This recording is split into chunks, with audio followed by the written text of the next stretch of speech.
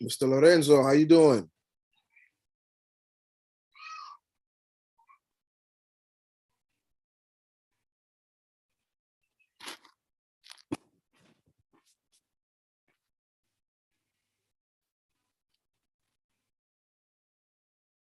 I said we'll start probably in another like 5 to 6 minutes around there. Let's see if we can get some more people to jump in.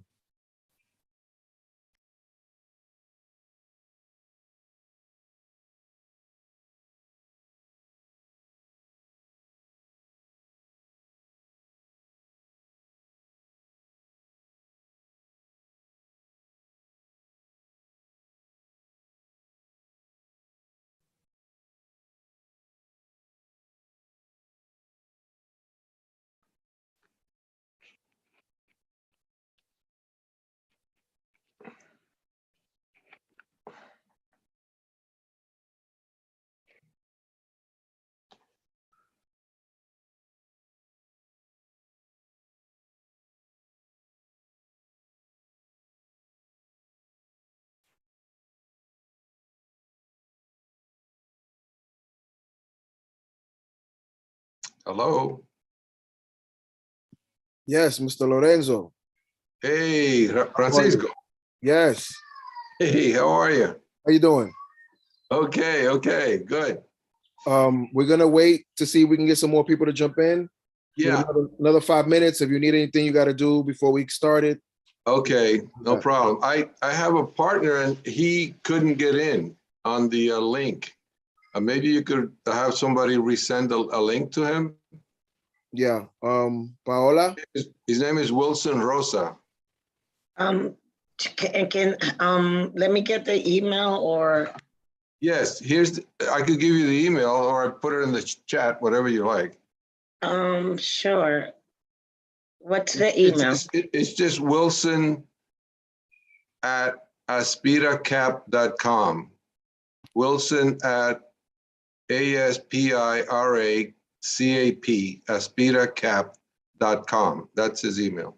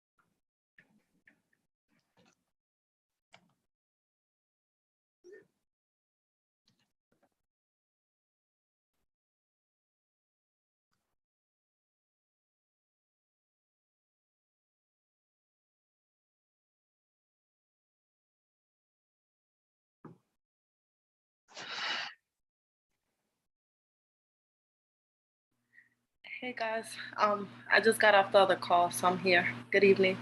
Hi, good evening. Marty. How you doing, guys?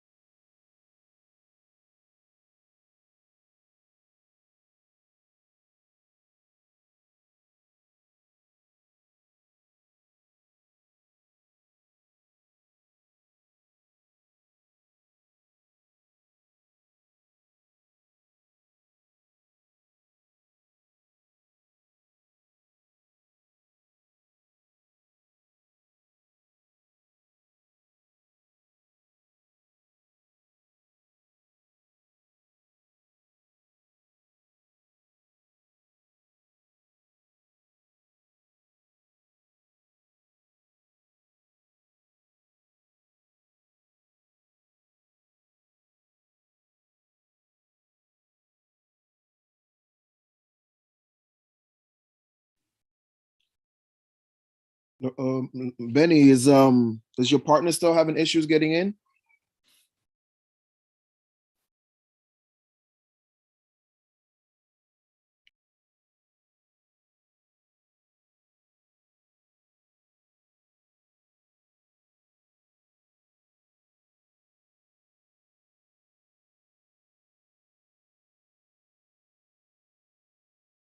Link? I did. I'm in through the webinar. Okay, okay, so you're in. Yes, I'm in, and I'm gonna send it over to. Okay, good. Okay, great, thanks. He's an attendee, so we can make him a panelist. Okay, he's on a,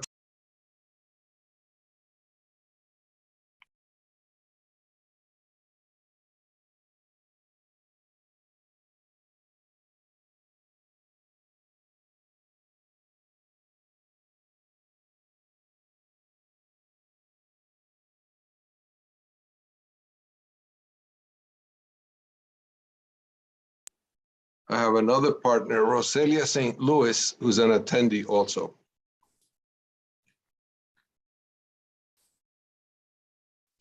Hi, Wilson, can you hear me? Yeah, I can hear you, Ben. How you guys doing? Okay, great, thank you. I don't see anyone else in the attendee list. Okay. Wilson, you said that Roselia might be in there or not? You have your mute on. You're on mute. Is Roselia? Yeah, can you hear me now? Yes. She just sent me an email now, and I just forwarded her the link that I received. Okay, so she may be in process.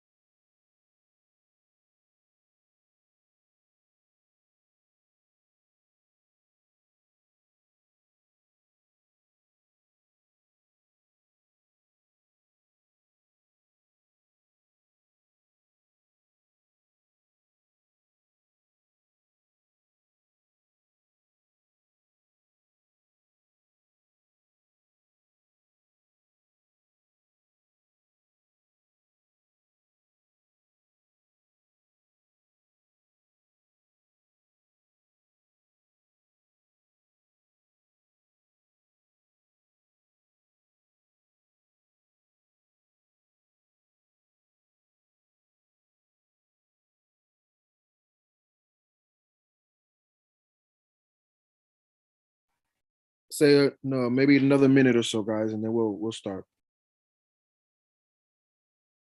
Okay.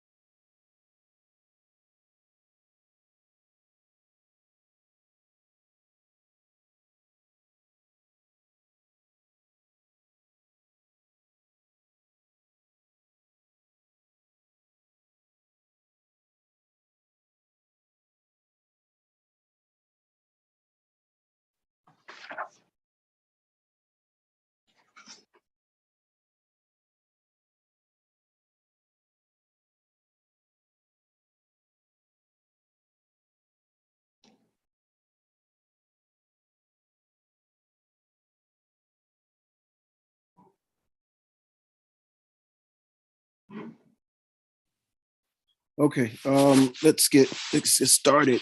Okay, Joel, can you hear me? Simati, you guys can hear me? Yeah. Yep. What's going on, guys? Awesome. Right. Okay, it is 7:15. Can I get a yay or nay on the agenda? Yay. Okay. All right, here today we have Mr. Benny Lorenzo and Wilson Rosa, who are here with Aspira, right? Did I say that correctly? Yes, Aspira, yeah, Aspira Capital Management. Right. And they're going to discuss a couple of things. They want to invest in the community, be with the community, and wanted to see as well as how we can help them and how they can serve us. So, Mr. Lorenzo, if you quote so kindly, whenever you're ready. Okay, very well. I'm just going to go through very quickly. I had sent some paperwork, a presentation. I don't know if you've got it or you had a chance to look at it. Yep, I got it. You did get it. Okay. So the presentation and a Q&A in terms of potential questions that you might have. As we indicated, and I don't know if I can share the screen. I don't know if I have that capability. Paola, can we make him a host? Everybody set up to share the screen. It's done so at every meeting. No need to, request Oh, it. You okay. have it. All right, very good. Thank So you. let me share the screen. And let's do this. Okay, can you see that screen? Yes. Okay, so so this is the building that we're talking about, and what we're looking to do is to be a catalyst for a positive change, to provide growth not only for ourselves but in the community. But before even starting this, just let me tell you who we are. So I'll start with that. I grew up in Washington Heights. I went to high school in Bishop Dubois High School, and that high school no longer exists. But certainly, I was part of that, of the community. I'm going to just sort of bring this one up. So, in terms of just my own history. I have a long history with Washington Heights, not only through my formative years, but also through working with, as a member of the advisory board of CUNY, the Dominican Studies Institute. So I worked very closely with Professor Ramona Hernandez in a lot of the different efforts that she's had. I've also been a volunteer with the Uptown West Bronx Vanguard in Washington Heights Inwood Chamber of Commerce. We did an outreach to over 5,000 small businesses during 2020 and 2021 in terms of the Paycheck Protection Program to help folks participate and be able to get some grants, some loans that turned into grants at that time. I've also been partnering with Yeshiva University in a pilot program to assist small businesses in the area, and participated, in fact, yesterday in a three-judge panel for the Yeshiva University Innovation Challenge Pitch Night, which they have started that this year to fuel a startup ecosystem in Washington Heights. And we've been a participant of that to expand that and open up Yeshiva University to the community so that the rest of the community can participate in these kinds of opportunities. So, and there are a number of other things that I've been involved in the community. So we're very much of a community bound. Wilson, maybe you can talk a little bit about your background in the community. Sure.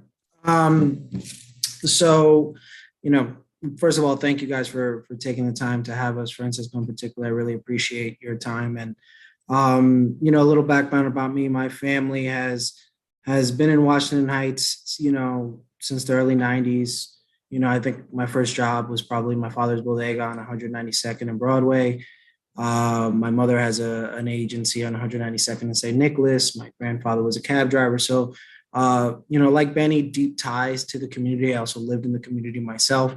And then after that, went to law school, but then came back to the business in Washington Heights, and fortunately was able to get this opportunity to work with Benny to bring an opportunity back uptown and to be able to help. Okay. All right. So that talks a little bit about, our background in terms of the community. What I like to do now is just go back to the prior pitch. Okay. Let's see. Get back in here. And okay, so who are we and what are we doing? Well, I have been, after I lived in Washington Heights and moved to Fort Lee, New Jersey, which is where I live today. I'm an engineer by background. I was very fortunate to get a Regents Scholarship to go to Cornell University in Ithaca, New York, and graduated with a Bachelor's of Science as an engineer. I worked for a number of years, and then I was fortunate to get another scholarship to go to Harvard Business School, and did that. And along the way, worked for IBM and for AT&T, and ultimately have had a career in Wall Street for since 1987, for quite a number of years, and done well with that career. Have always come back to really give back to the community in a variety of ways, that some of them that I already shared with you. After all of that, at this stage of my life, I wanted to leave a legacy, if you will, behind, and transfer the knowledge that I have accumulated as a pioneer. I mean, I was probably the first Dominican to go to the Harvard Business School in terms of, my background, and leave a legacy in terms of transferring the knowledge that I've learned to young people, and we formed a group, Aspira Capital Management, that includes Roselia St. Louis, which is another portfolio manager in over 20 years experience in Wall Street, and transfer that knowledge to Wilson, who's already talked to you, and Benny Gomez, who is located in Santo Domingo, Dominican Republic, but comes back and forth and works with us. And he has been, a contributor to what we're doing. So there are four of us. And this particular fund has been created because there is a problem. There is a lack of capital that is being funneled to women-founded and people of color-founded businesses. In the angel investing and venture capital area, that capital formation and those kinds of jobs and opportunities have not been open to communities like the ones that are in Washington Heights and the ones that I've come from. So we formed the fund with an intention of raising $25 million over time. And we funded it with friends and family and other high net worth individuals with $1 million so far to invest. And we've made 4 different investments already in a number of companies. But we wanted to, instead of locating ourselves where most of these kinds of businesses go to, which is in Wall Street and Midtown and other areas like that, we wanted to come back to where our roots have been, which has been in Washington Heights. And we think that doing this will provide opportunities not only for the community, but also for young people, for folks that are going to college, in terms of being able to become interns and fellows. We already have one woman who is a fellow. She is actually remotely, she's based in Chicago as an African-American student over there. But we want to really have this model of creating this ecosystem to provide opportunities for young folks to be trained into and open the doors to Wall Street and to these kinds of opportunities, which are very tough to get at this point. So that's part of what we want to do. We want to leverage our community partners. As you saw, we're very much involved with a number of community institutions. We want to bring in entrepreneurs as we invest in these companies to consider Washington Heights. We also want to, develop affordable, development and support for these, for our investments and the people that we bring in. So it's being a catalyst of change. As I mentioned, Aspira Capital is an early stage venture firm. We're not only using capital, but we mentor our companies and we invest in companies that can leverage technology. Folks that can use an app, that can use digital media, that can scale and grow to really narrow the wealth gap by investing in women and people of color founded companies. That's who we are. You've seen that already. We talked a little bit about that. And it's basically to narrow this wealth gap that we've talked about, from underrepresented communities to those that really have been in control for most of our lives. The way that we approach this is by sourcing companies, and we have a deal sourcing process where we approach community groups, including community boards, of all flavors, angel and venture capital groups, and other networks that we're very much involved. I'm a member of the New York Angels, the Harvard Business School Alumni Angels. Wilson is a member of the Fordham Angel Group, and we have a number of other angel groups that we are involved with, and really funnel these kinds of opportunities, these kinds of folks that have ideas addressing a pain point that need to be resolved, and not only approach them in terms of investing in capital, but the most important thing is training and advising them, because a lot of these entrepreneurs never make it through the screening process. They get stuck because they don't know how to deal with that, and they really do not have access to the capital that's required. So our deal flow comes from a variety of different areas. The way that we select these companies is a very structured process, not only by sourcing and having relationships with these founders, doing an oral discovery kind of function where we get to know them, doing due diligence. And then the way that we look at companies are companies that go through a training process and coaching to understand that you cannot raise a company by yourself. You have to really have partners. So we require that these folks have at least 2 full-time founders, and that tends to be a roadblock in our community, because in underrepresented communities, the culture is not to give up any equity and to sort of be the boss of the entire company.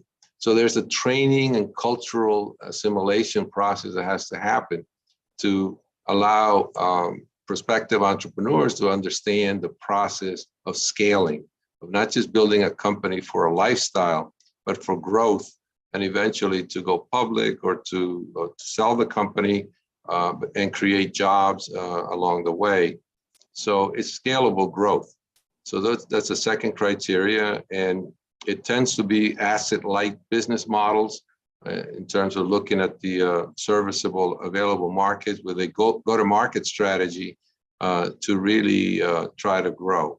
And so, for example, we don't invest in oil and gas, for example, which are very capital-intensive industries.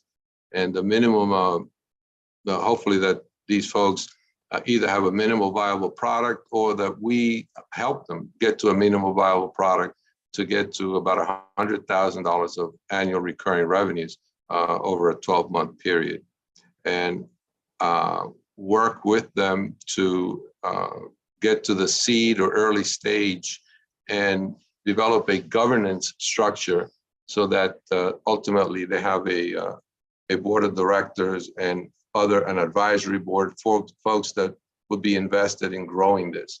So they demonstrate traction and they have a clear exit strategy. So that's kind of in a nutshell the way we look at a systematic approach of these companies. What we're looking to do is to raise capital. Our target is $25 million over a period of time. In terms of our first closing, we've done a closing already in terms of our initial friends and families and the general partner. And then we are addressing high net worth individuals and looking for limited partners to help us have the asset base to make these kind of investments. But at this time, we're very, very embryonic. We're just starting, but we feel that this can be done. So in terms of, to look at it from another way, in terms of has anybody done this? Well, yeah, there are companies that have done it. There's a company called Harlem Capital Partners in Harlem on 125th Street that is a model for this kind of stuff. They've been able to raise $174 million, and they actually located themselves in Harlem. So we think that not only is it possible, we think we could do it, but we like to do it in Washington Heights. We've been approached by other folks, particularly in Newark, to locate ourselves there. And that is not as, as sort of not only convenient for us, but our roots are in Washington Heights, and we really think that this would be a significant addition to the community, to the ecosystem.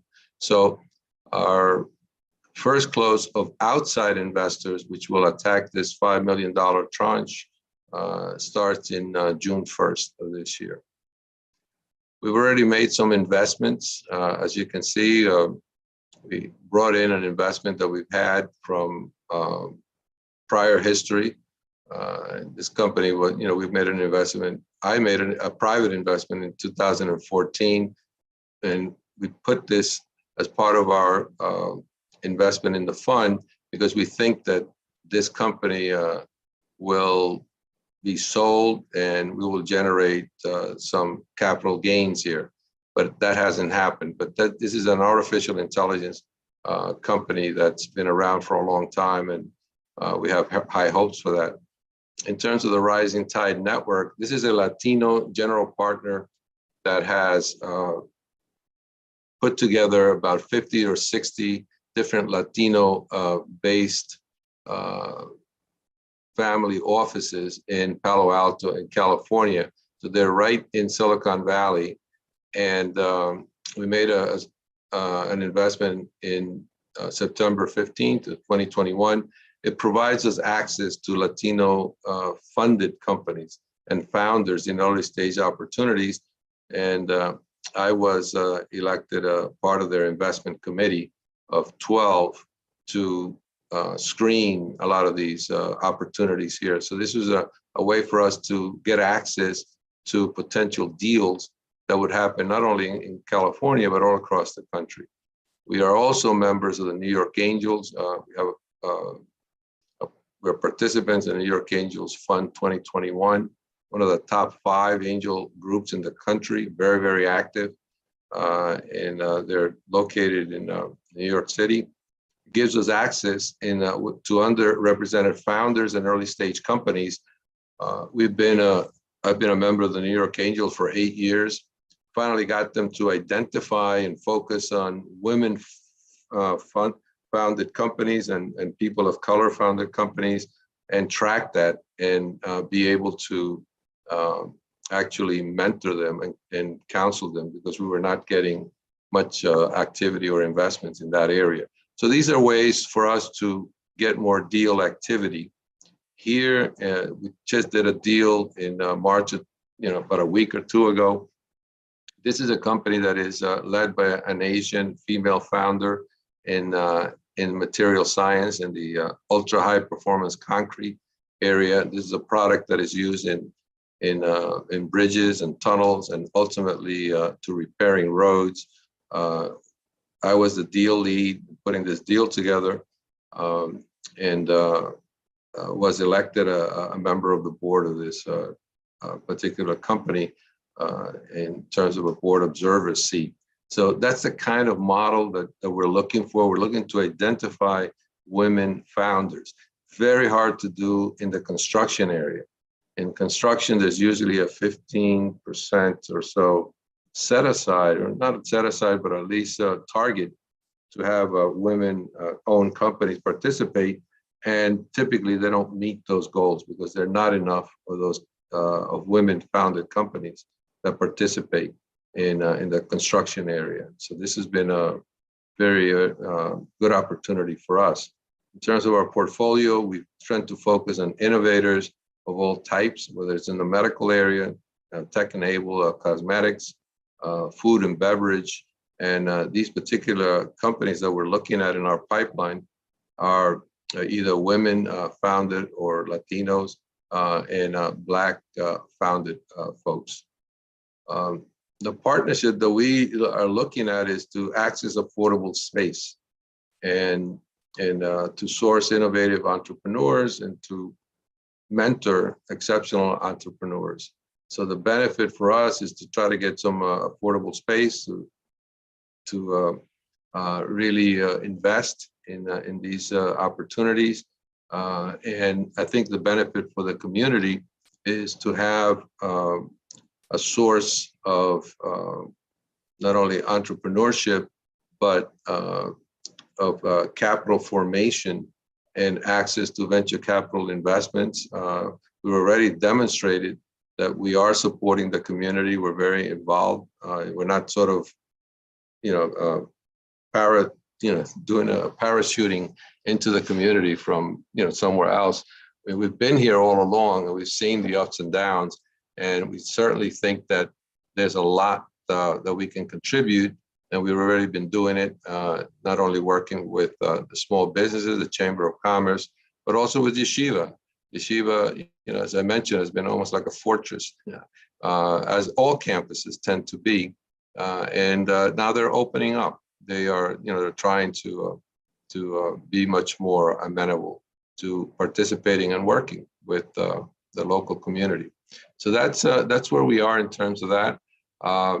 If you have any questions, very happy to answer them. We sort of put in a number of questions and answers and topics if you want to sort of look at that. So Francisco, I'll give it back to you.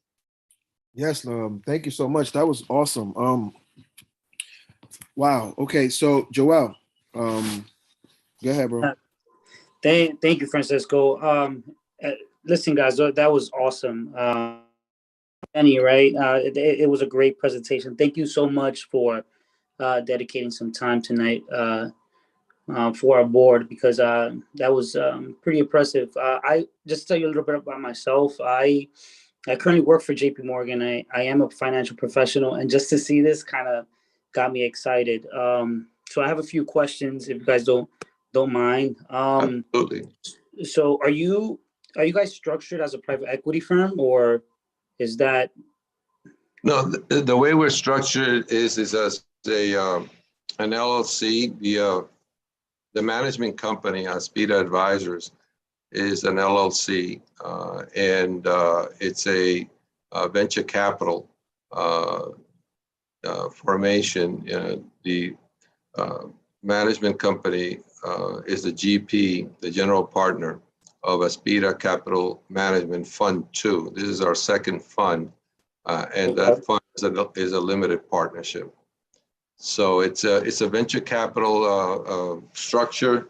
It has a number of somewhat unique features. Part of it, the way that we look at it is to be able to offer this to limited partners. We're really trying to address people of color and female found limited partners, which people of color limited partners are very few and far in between. And the reason for that is that there is this gigantic wealth gap of about 7 to 10 times. The majority community has 7 to 10 times more wealth than the minority community. So consequently, you have fewer limited partners that are able to afford to invest long term. This is a 10-year fund. So this is not a get rich quick, make money tomorrow kind of fund. This is a fund that you have to have patient capital. You're going to be here for 10 years, and you have to have a long-term perspective. Now, in the venture capital community, the returns on it has been around 22 to 25% per year over a period of time, and the range has been anywhere from 15 to 40% returns. And we're talking about 25 years, 15 years kind of perspective. So there have been, the returns have been better than the S&P 500. It's been an area where, along with private equity, you've gotten some very good returns if you're patient and if you are focused.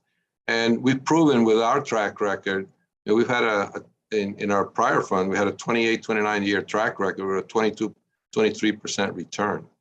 So, that's excellent. That's good for private equity. Yeah, that's awesome. Yeah, we have an audited track record, and we think that that's going to fly when we go out to the different institutions, to the pension funds, et cetera, to try to get this capital.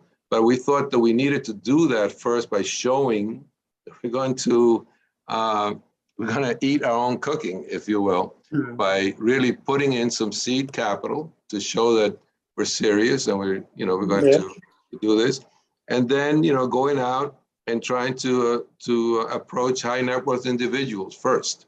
And we will be in that process. We're doing that now. Have more commitment from these folks, and addressing limited partners that are people of color. And then after that, going to family offices, and after that, going to the institutions and the corporates. The institutions and the corporates take time. They will not invest right away, typically.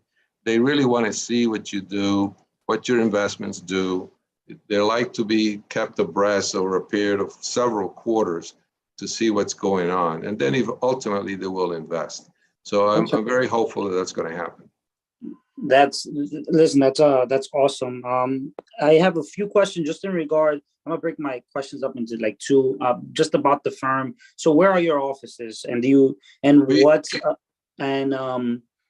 and if you're using a brokerage, what brokerage are you using? Because I'm guessing this is in exchange for equity. Well, here's what the way we're structured. We are working right from Fort Lee, New Jersey. We have not, we're working I'm working from my house, from my home. Okay. I have not gone out and gotten a space. As I said, I've been offered space, but with COVID and everything else, the last year or so, which is what it's taken to get us to this point, we didn't need an office, but we are going to need one. And it establishes a certain level of credibility and something that we can use now, but we weren't able to use that before. So we are in Fort Lee, New Jersey, and it's been a virtual company thus far, but we need the space to have it in terms of bringing in our interns and fellows, and also for the companies that we're going to be coaching. This is more like the concept that we have is more like an incubator to try to have these folks in the space so that they can be together and they can be coached and mentored and trained in terms of putting their business plans together, their pitches, etc. So that's the initial phase for this. Beyond that, in terms of how we're structured, it's basically, as I mentioned before, it's a very tight venture capital kind of a structure. Our offering has a number of features, as I mentioned. One is we're looking to not only provide the kinds of returns that we talked about, but also provide a hurdle rate. We offer our investors a 7% hurdle rate. In other words, we don't get paid unless we hit over 7%. So that's something that you don't see typically in private equity or venture capital. The other thing that we provide them is the vision that we shared with you, and to tell them that, look, we are committing ourselves to donating up to 10% of our profits over time to nonprofit organizations that are focusing on education, whether it's a Dominican Studies Institute in CUNY or Ostos College or historically Black colleges and universities. We're committing ourselves to doing that in terms of our profits over the long term, which could be significant depending on how successful. Okay, so so do you have specific projections for companies that you want to take in for deals? Or what do you, let's say it's day one of a company, what do you specifically need for a company to apply for these deals? So a projection, what projections? I'll just, let me just go back to the chart that I shared, okay? So let me, hold on one second, see if I can find it again. Yep, here it is. Okay. Let's share the screen. Here it is, okay.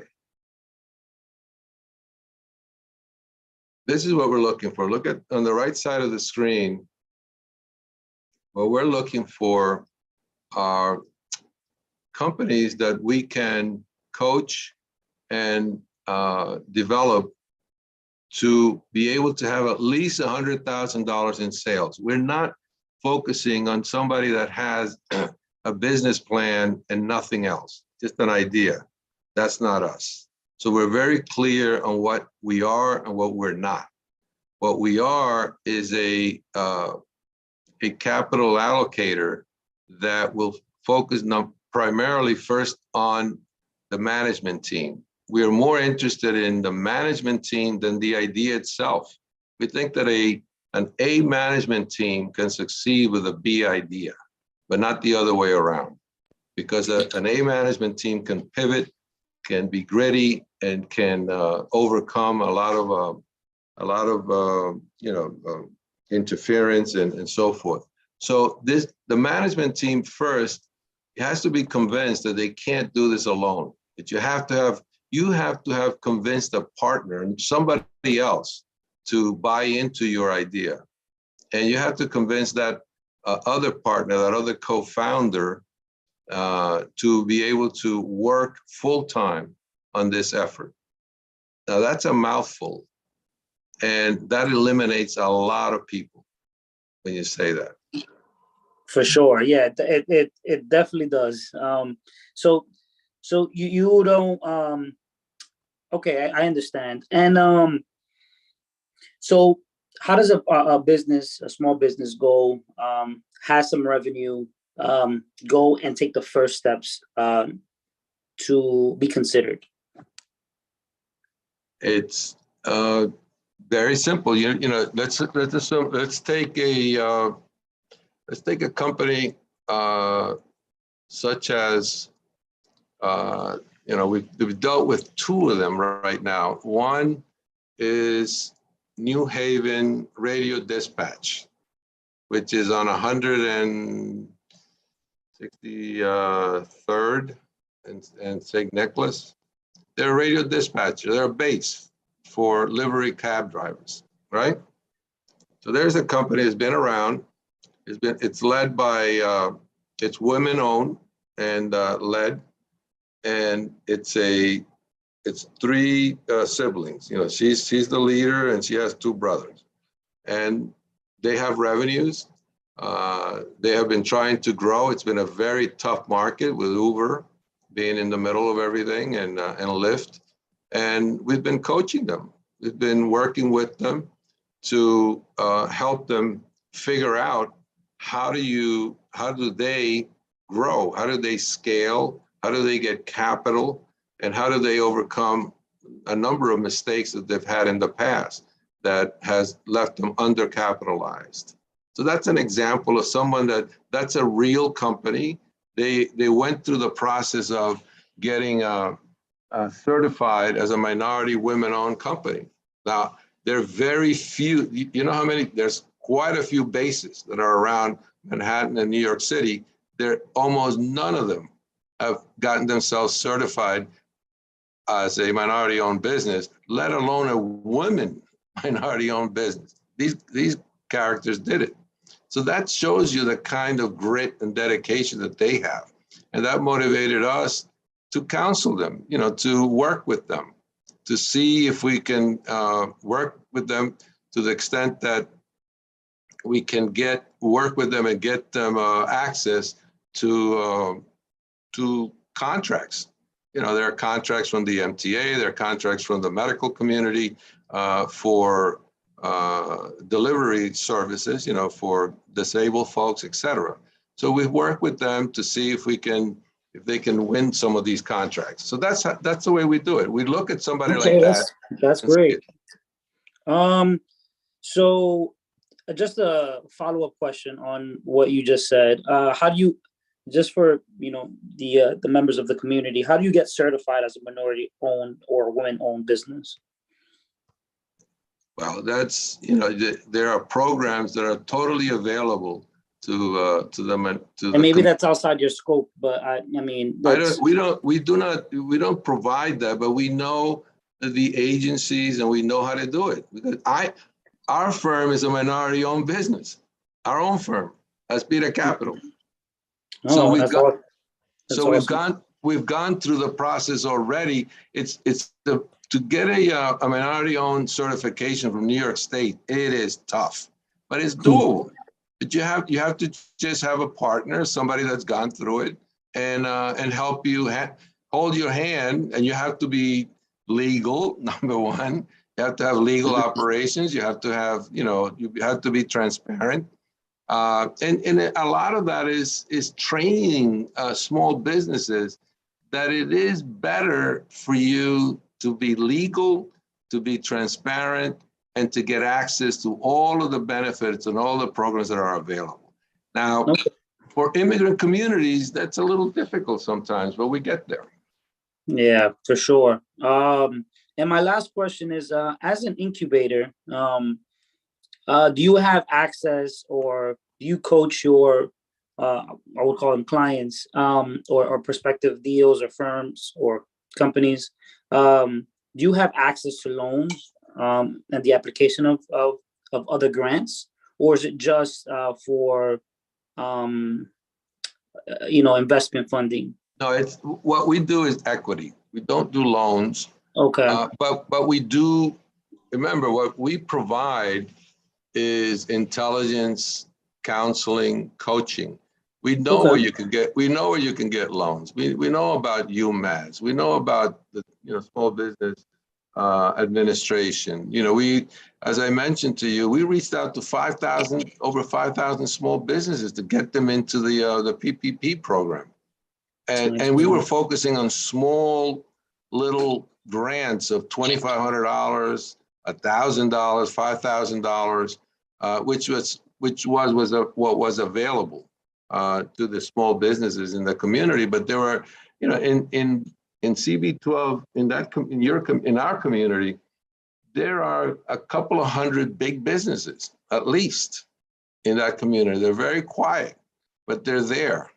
And we've worked with quite a few of them. In terms of accessing loans, we do have a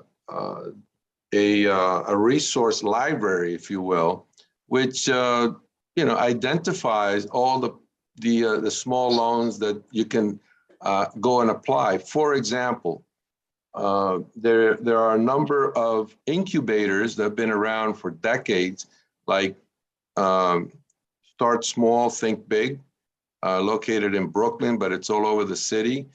They help small businesses and located in all 5 boroughs. There is BAC, the Bronx incubator, that is have offices in the Bronx, but they're also located in Brooklyn. They have a CDFI, I'm sorry, where you can get 3.5% loans. UMass has a limited number of loans, but they typically are much more strict and stringent in terms of getting those loans. But that's not what we do. We don't do loans. We do know how to get them. We do know how to steer the entrepreneur to avail themselves to that. But that's not our forte. Our forte is really venture capital and providing an investment that you don't have to pay an interest rate. You have to be able to give up a percentage of your company. Listen, I've been living here Benny, I've been living here all my life. I'm Dominican. As a financial professional and somebody who's in banking, I'm extremely excited. And thank you for bringing your firm, creating this fund for businesses. I wish you nothing but success, and I know that this community will benefit from it. Thank you. Well, thank you very much, y'all. Appreciate it. And given your background, we're available, and we'd love to, no matter what happens with this, to continue the discussion, because this is very much needed. Our community has been undercapitalized, and we want to be part of the solution. And can you please, for the record, or you can send it on the Q&A, your email, and your partner's email, Wilson, your email as well, so we can have a point of contact for sure. Absolutely. In fact, in the Q&A piece of what I sent our website, which is under construction, but it's www.aspiracap.com. And the website right now will be expanded in the next week to 10 days to show you everything that you need, because we're really looking for partners that will bring in to our network potential management teams that have the vision, the grit, and so forth to address the pain points that are out there. I mean, there's a lot of different ways to skin a cat, and there's a lot of different ideas that are worthy of consideration.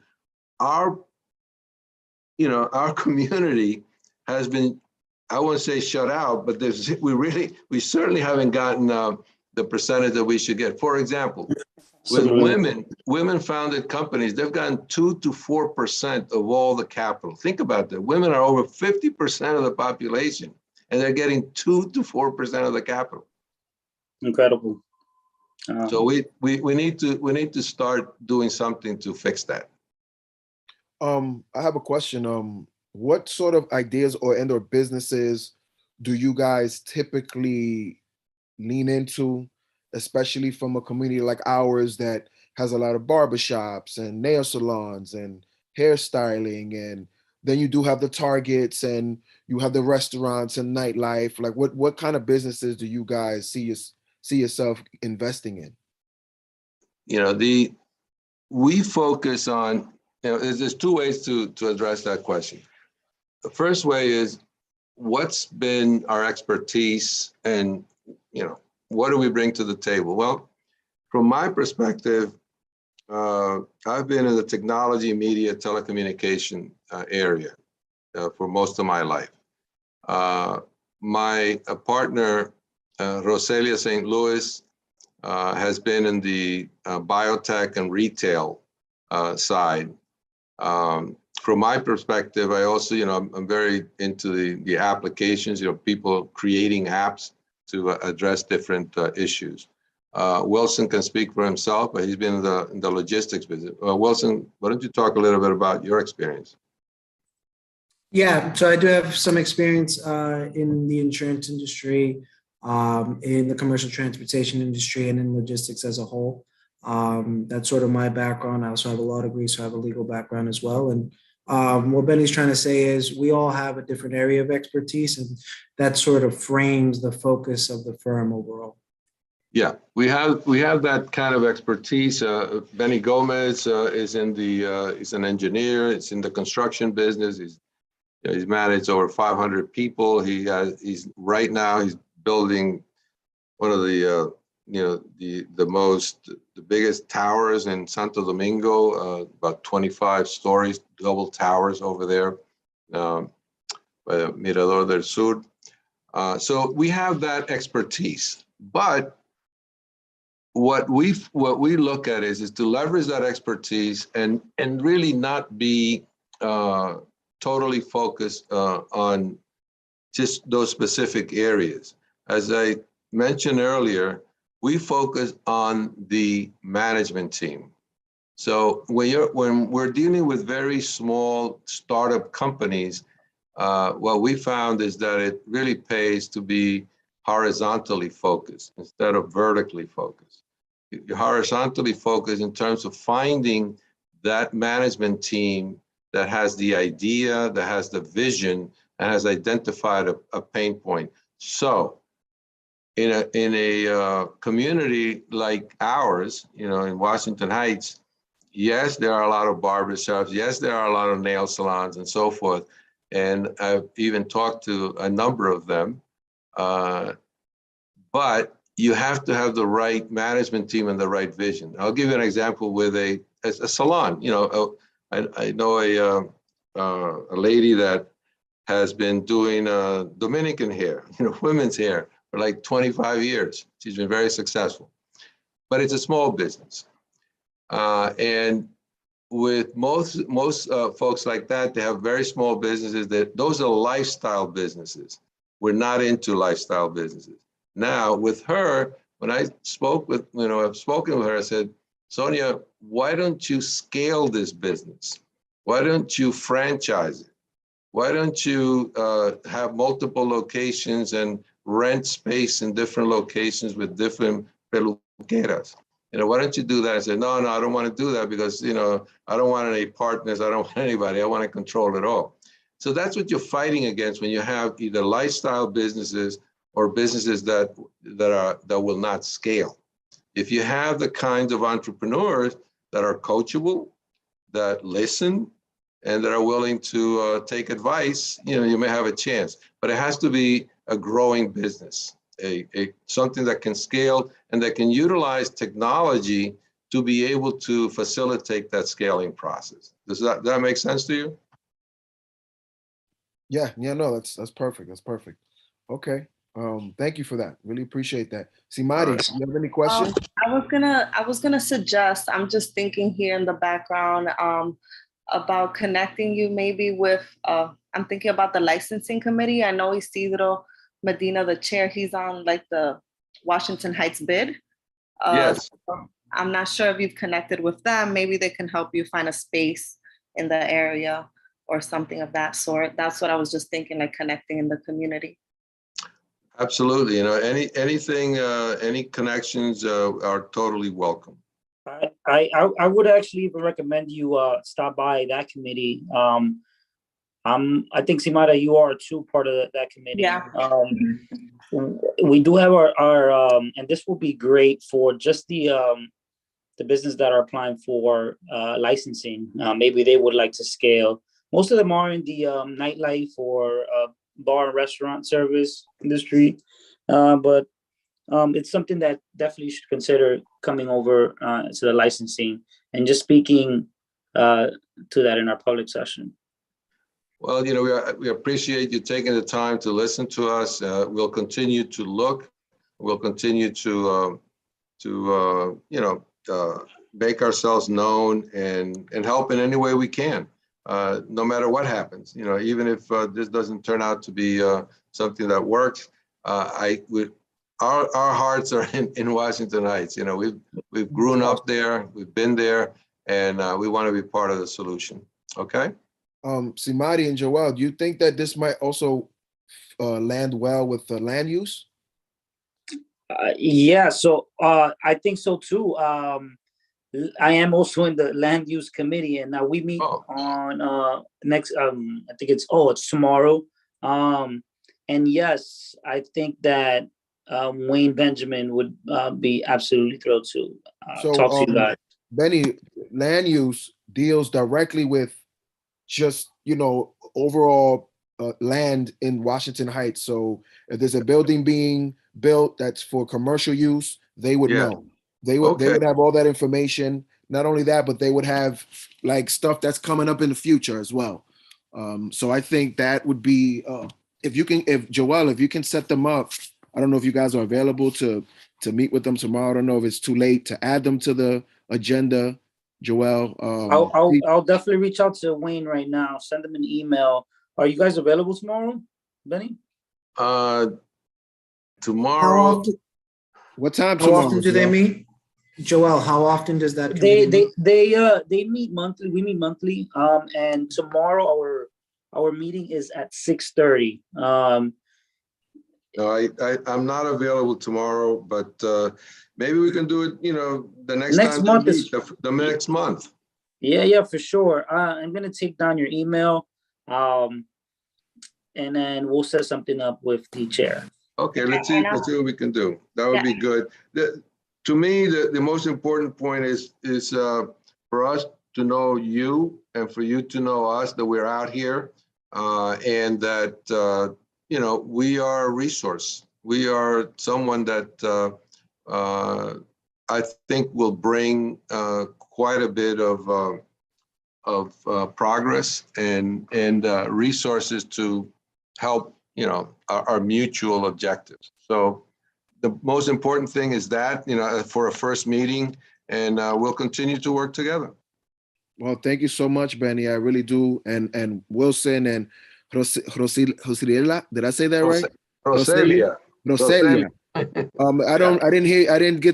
We didn't get to me, but if there's anything you would like to say, please feel free to do so. Are you out there, Roselia? Maybe not. I don't know. All right. Well, listen, thank you so much. We really appreciate the time. And let's this just be the first step in a long relationship. Absolutely. And we on this particular committee, we have been discussing cannabis a lot. I don't know where you guys are in that process as far as investing in those type of businesses, but that is something that is it's gonna be very robust in the next coming years. So I understand that, and I've been tempted by it, but we don't invest in cannabis. We're more in terms of us being able to raise the kind of capital that we're looking for. We have to follow more the ESG guidelines. So we tend to stay away from cannabis. We tend to stay away from liquor. We tend to stay away from oil and gas and those kinds of things. So that's just our approach to it. But that approach allows us to scale our own business by qualifying for more capital and more capital sources. Got you. Okay. All right. Well, thank you again, and you guys have a wonderful evening, and let's absolutely stay in touch. Joel, make sure let's try to get them in next month, and Simari, Yes. I'll connect them with licensing is you, an Pedro. option. Right. Okay. Thank you very much. Good night. Have a great Have a night, good guys. night, everyone. Thank you. Good night. Thank you. Bye. As far as us, I don't have any new business. I have a possible next meeting, like let's see if we can try to get some more information from Dot about this open restaurants thing. Yeah, the open streets. Right. I'm trying to get one of them to come to our committee to speak directly to business owners. That's for the outside seating, right? Right. I was actually sorry to interject, Joel. I was actually reaching out to DOT to the Commissioner Rodriguez, right? Idani's is there now. Yeah. So I can probably circle back with the team because we're looking to open up a street for one of the schools that's under construction. So I can try to circle back on that if you'd like. Yeah, that'll be dope. Yeah. Because there's a proposed plan, but there's nothing concrete, there's nothing set. And a lot of these restaurant owners need to know what's up because ya estamos in April. Yeah. And Yeah, and December- I know there was an emergency because the land use was talking about it. There was an emergency, and the emergency emergency, I guess, plan Mhm. they had is about to expire, and the city's trying to create something permanent. I know we talked about it in land use. If I get more info, I'll let you know. Yeah, because the other flip side that a lot of people or maybe some folks are not really paying attention to is that, you know, these outdoor constructions are not always the best investment for some of our business owners. Right. Because it just doesn't make sense. I mean, I don't know if you guys seen there's some ones that are really nice and they really like, you know, add value to the business. But then you've seen these ones that are like empty, like they started and they couldn't finish it because they didn't have enough money. You know what I'm saying? So those people, I'm sure they need answers. Like, what do we do if, like, is there any, you know, funding to help us kind of construct these things so we can better our businesses, you know? I think they were mentioning, like in the licensing, I know Isidro had mentioned that there were going to be changes to the requirements. So any businesses, like we were recommending not to invest too much in the outdoor seating or like the open streets, right? Right. But they haven't really announced it. So I could try to circle back. I think the next meeting is April 3rd, is it, right? You guys? I mean, not April, sorry, May 3rd. You guys already had yours? No, for here to see if someone can come from the open streets. Our licensing meeting is next week, I think the 13th. Right. Yeah. So if we have any updates there, then I'll let you know. But we could definitely try to see if someone can come next month here. Yeah, that's going to be the goal. It's either going to be that or we're going to go back focus on cannabis. There's going to be some new legislation that has just come out. There's be more information that I want to make sure that, you know, our business owners, proposed or possible business owners can get to know of. But yeah, because this open, you know, street thing is becoming one of those things where a lot of people are like completely oblivious to it because the business owners are like in there, like they're in their business. They're not really like, but they still need to know this stuff. Not only that, but it's like I said, it's almost summer and there's like nothing stamped, Nothing out. Yeah. nothing on paper that they can follow, that they can start addressing any issues, like any measurements or any like requirements that they need to know so they don't get ticketed and fined a bunch of times. None of that is like available really. So, you know, just trying to get those people, and I think that's one of the reasons why they're not showing up, because they don't have nothing to say. But I'm like, just come so people can at least suggest things to you guys, so you could take that data back and, you know, match it with whatever you guys have proposed and see if we can make some changes.